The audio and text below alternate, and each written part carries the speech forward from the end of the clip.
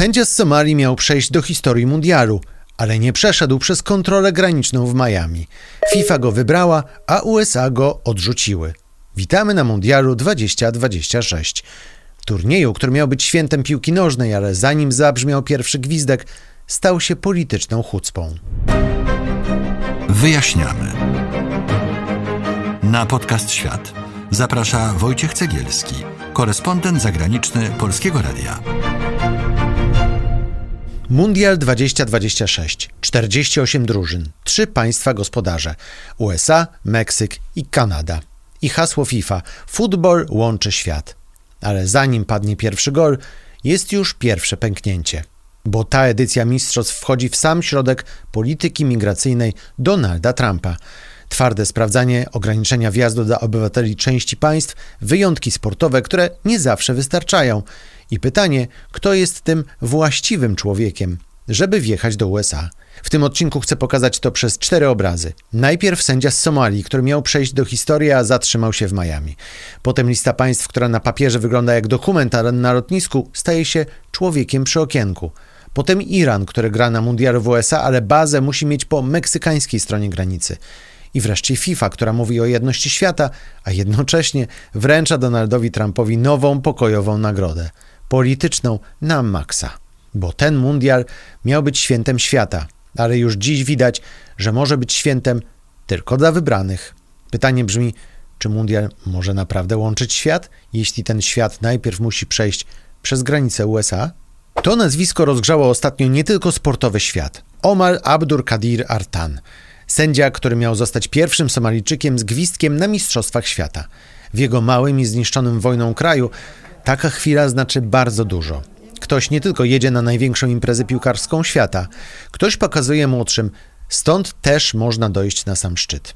Artan przylatuje do Miami z Istambułu, nie jako przypadkowy turysta, ale jako sędzia wybrany przez FIFA. I wtedy amerykańska granica mówi nie. Somalijczyk odpadł, ale nie przez kontuzję, ani przez decyzję FIFA. Amerykańska służba celna i graniczna mówi tu cytat o problemach w procedurze sprawdzania albo o negatywnych informacjach bezpieczeństwa. Nie wiemy, co dokładnie miały na niego służby, ale to w sumie chyba nie aż tak ważne, bo ważniejsze jest to, że Artan jest z Somalii, a Somalia jest na liście państw objętych pełnym ograniczeniem wjazdu. Liście, której autorem jest Donald Trump. Więc USA odmówiły mu wjazdu, a FIFA nie była w stanie sprawić, żeby jednak sędzia znalazł się na boisku. Dodajmy, sędzia wrócił do domu, a na lotnisku w Somalii był witany jak gwiazda. To też wiele mówi. I tu jest haczyk. Mundial jest w 3 państwach: USA, Meksyk i Kanada. Można pomyśleć, no dobra, ale jeśli nie USA, to może Kanada albo Meksyk. Nie. Bo FIFA zorganizowała centrum sędziowskie w Miami. Sędziowie muszą tam być z powodów logistycznych i bezpieczeństwa. Czyli jeśli nie możesz wejść do USA, wypadasz nie tylko z meczów w USA, wypadasz z całego systemu. To trochę tak, jakby ktoś dostał zaproszenie na wesele w Warszawie, Krakowie i Gdańsku, ale opaski, klucze do hotelu i transport wydają tylko w Warszawie. No więc jeśli nie wpuszczą cię do Warszawy, zaproszenie do Krakowa i Gdańska zostaje na papierze, bo FIFA może wybrać sędziego, ale nie może go wpuścić do kraju. Na papierze to jest lista państw. Na lotnisku to jest człowiek, który słyszy: pan dalej nie leci. Zobaczmy zatem, skąd ta lista zakazanych krajów się w ogóle wzięła. Ten mundial nie stworzył polityki migracyjnej Trumpa. Mundial po prostu wszedł dokładnie w jej środek. Pierwszy zakaz za obywateli kilku krajów Donald Trump podpisał jeszcze w styczniu 2017 roku, w pierwszym tygodniu swojej pierwszej kadencji. To była jedna z tych decyzji, które od razu pokazały, jak jego administracja rozumie bezpieczeństwo. Najpierw zamykamy albo ograniczamy wejście, potem rozmawiamy o wyjątkach. 4 lata później następca Trumpa, Joe Biden, te zakazy odwołał już pierwszego dnia swojej prezydentury. Ale w drugiej kadencji Trump wrócił do logiki twardego sprawdzania, twardych list i twardej granicy i stworzył nową listę. Pełne ograniczenia objęły wtedy obywateli 12 państw, wśród nich Afganistan, Iran, Libia, Somalia, Sudan, Jemen. Możesz powiedzieć, to tylko dokument, ale w praktyce to jest wiele ludzkich dramatów, bo są paszporty, które cię przepuszczą, i są takie, przez które zobaczysz jedynie zamknięte drzwi. Polak z paszportem Unii Europejskiej przechodzi przez odprawę w Miami jak przez własne podwórko, ale piłkarz z paszportem irańskim, afgańskim czy somalijskim stoi w tej samej kolejce, ale gra w zupełnie inną grę. To jest ta sama bramka, ale inne reguły. FIFA może opowiadać swoje kocopały o jednym świecie, ale trumpowska polityka migracyjna działa tak, jakby świat był podzielony na tych, których się zaprasza i tych, których najpierw się podejrzewa. W dokumentach jest wyjątek sportowy, czyli sportowcy, członkowie ekip, trenerzy i osoby konieczne przy dużych imprezach mogą mieć furtkę i wjechać do USA. Ale jak widać na przykładzie somalijskiego sędziego, furtka to nie jest automatyczne wejście. FIFA jest gospodarzem sportowym, ale państwo jest gospodarzem granicy. I dlatego travel ban nie jest tłem tego mundialu. On jest jedną z bramek wejściowych na turniej. A kiedy taka polityka spotyka mundial, problemem przestaje być tylko jeden sędzia. Zaczyna nim być cała reprezentacja. A za chwilę dalszy ciąg podcastu. Druga historia to Iran. Otóż Iran formalnie gra na mundialu, którego duża część odbywa się w USA, ale jego baza została przeniesiona z Arizony do Tijuany w Meksyku. Tijuana leży przy granicy z USA. Po drugiej stronie jest San Diego. Chodziło o wizy i o amerykańską kalkulację, żeby ograniczyć obecność drużyny w USA. Irańscy piłkarze mieli dostać wizy, ale część personelu, menedżerowie, obsługa miała z tym problem. No i tu trzeba to przetłumaczyć. Reprezentacja to nie jest tylko 11 ludzi na boisku. To są lekarze, fizjoterapeuci, ludzie od sprzętu, logistyka, media, dokumenty, transport, jedzenie itd., hotel, trening, bezpieczeństwo. Polityka wizowa to brzmi jak taki nudny nagłówek z depeszy. No ale to jest pytanie, gdzie śpisz, kto z tobą jedzie, czy masz pełny sztab, ile razy przekraczasz granicę w trakcie turnieju. Bo jeśli część zaplecza ma problemy z wjazdem, drużyna nie znika z turnieju, ale zaczyna działać jak firma, której w najważniejszym tygodniu w roku odcięto część biura. Bo w chwili, gdy nagrywam ten odcinek, wygląda na to, że pobyt Irańczyków będzie wyglądał mniej więcej tak. Drużyna ląduje w Meksyku, jedzie do swojej bazy, potem leci na mecz do USA, ale pod eskortą, a potem na noc znów wraca do Meksyku. Na mapie to może nie są duże odległości, ale w rzeczywistości, a byłem w San Diego, to dodatkowe godziny, w czasie których piłkarze mogliby odpocząć, wyspać się czy trenować. Ale polityka okazała się silniejsza od piłki. Iran nie został wyrzucony z mundialu, ale jego udział wygląda tak, jakby turniej odbywał się za szybą. To nie jest komfort wielkiej imprezy. To jest logistyka z ręką na klamce. Bo granica nie zatrzymuje tylko pojedynczych ludzi. Granica zmienia plan całej drużyny. I wtedy wchodzi FIFA. Bo FIFA przez lata mówiła, futbol jest ponad polityką, tylko że sama zrobiła polityczny gest wobec człowieka, który trzyma tę granicę. W grudniu 2025 roku FIFA wręczyła Donaldowi Trumpowi nagrodę pokojową. FIFA Peace Prize – Football Unites the World, czyli pokojowa nagroda FIFA – Futbol jednoczy świat. To była pierwsza taka nagroda. Media informowały, że to prawdopodobnie była prywatna inicjatywa szefa FIFA Gianni Infantino, który chciał się przypodobać Trumpowi. No bo wszyscy wiemy, jak bardzo Trump chce dostać pokojowego Nobla. Okazuje się, że nawet zastępcy Infantino nie wiedzieli nic o tej nagrodzie. Więcej, co ma FIFA do nagród pokojowych? FIFA rozdaje nagrody sportowe, ale pokojowe? W dodatku nagle? Efekt jest taki, że Gianni Infantino, szef FIFA, stoi obok prezydenta państwa, które kontroluje największą część mundialu. Wręcza mu nową pokojową nagrodę. W tle hasło o futbolu, które łączy świat. A obok tego mamy turniej, na którego starcie sędzia z Somalii nie wchodzi do USA.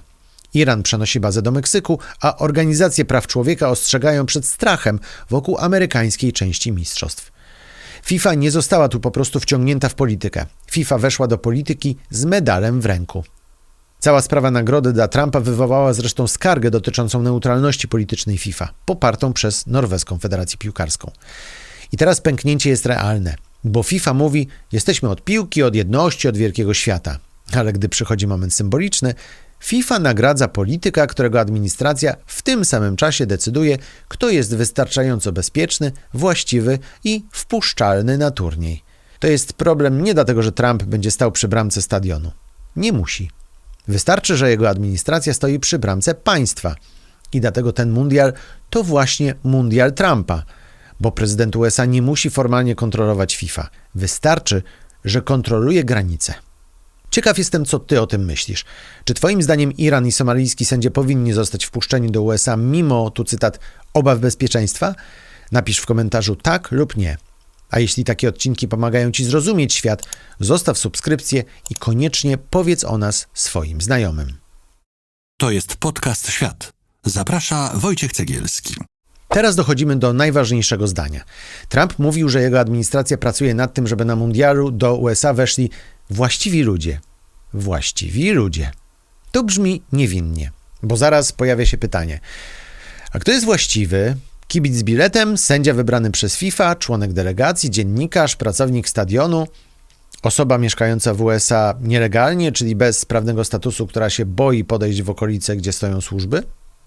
Trump nie musi kopać piłki, nie musi wybierać składu, wystarczy, że ma granice, wizy, służby i kamery. FIFA sprzedaje światu opowieść wszyscy razem, wszystkie flagi, jedna gra. Administracja USA działa według innej logiki. Bilet nie wystarczy, zaproszenie też nie wystarczy. Najpierw sprawdzimy, czy jesteś właściwy. I tu pojawia się absurd. Największe święto futbolu świata zaczyna się od pytania, czy część tego świata w ogóle będzie mogła wejść. Organizacje praw człowieka ostrzegają przed ryzykami dla kibiców, dziennikarzy, pracowników społeczności imigranckich. Human Rights Watch wzywała FIFA, żeby zabiegała o coś w rodzaju rozejmu imigracyjnego przy obiektach mundialu. Gwarancji, że okolice meczów nie staną się miejscem działań imigracyjnych. Biały Dom odpowiada, że turniej ma być jednym z najbezpieczniejszych i najbardziej spektakularnych wydarzeń w historii. Nie wiemy dziś, jak to się skończy. Nie wiemy, ilu ludzi będzie miało problemy z wizą, ilu kibiców zrezygnuje. Nie wiemy, czy będą duże incydenty przy stadionach, ale wiemy, że już na starcie mamy 3 konkretne obrazy. Sędzia wybrany przez FIFA nie wchodzi do USA. Iran gra w USA, ale bazę trzyma w Meksyku. FIFA wręcza pokojową nagrodę prezydentowi, którego administracja mówi o właściwych ludziach.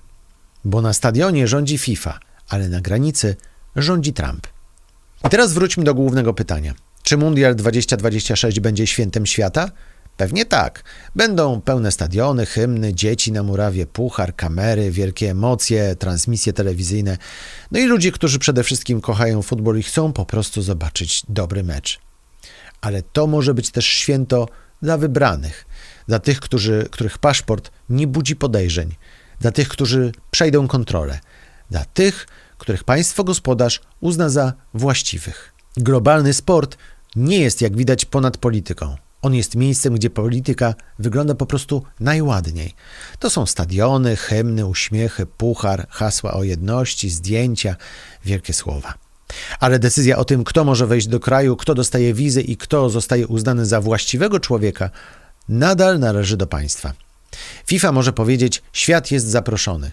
USA mogą powiedzieć, ale najpierw paszport. Bo Omar Abdul Kadir Artan nie zobaczy tych meczów z pozycji sędziego. Gwizdek, który miał mieć w ręku, trzyma teraz ktoś inny, bo był właściwym człowiekiem FIFA, ale nie był wystarczająco właściwym człowiekiem dla granicy USA. Witamy na Mundialu 2026. A teraz pytanie do Ciebie. Czy Twoim zdaniem wielka impreza sportowa może naprawdę łączyć świat, jeśli państwo gospodarz decyduje tak ostro, kto z tego świata może wejść? Daj znać w komentarzu. Stadion albo granica. Co lepiej opisuje ten mundial na starcie? I podeślij ten odcinek komuś, kto śledzi mundial, ale nigdy nie pomyślał o tym, co jest za murem stadionu. A jeśli chcesz wiedzieć więcej o tym, dlaczego Donald Trump wygrał wybory w USA, a to właśnie kwestia migracji była jedną z tych, które zapewniły mu zwycięstwo, zostawiam teraz inny odcinek, w którym opowiadam, dlaczego Trump z łatwością pokonał Kamalę Harris. Link do tego odcinka znajdziesz teraz na górze ekranu. To był podcast Świat, najlepsze miejsce w polskim internecie, gdzie pokazujemy świat, geopolitykę i to, czego nie zobaczysz w mediach. Jeśli takie odcinki pomagają Ci zrozumieć świat, subskrybuj i powiedz o nas swoim znajomym. Jesteśmy też na Instagramie, TikToku i Facebooku. Tam wrzucamy szybkie newsy i aktualizacje. Wojciech Cegielski, dziękuję za uwagę i do zobaczenia. To był podcast Świat.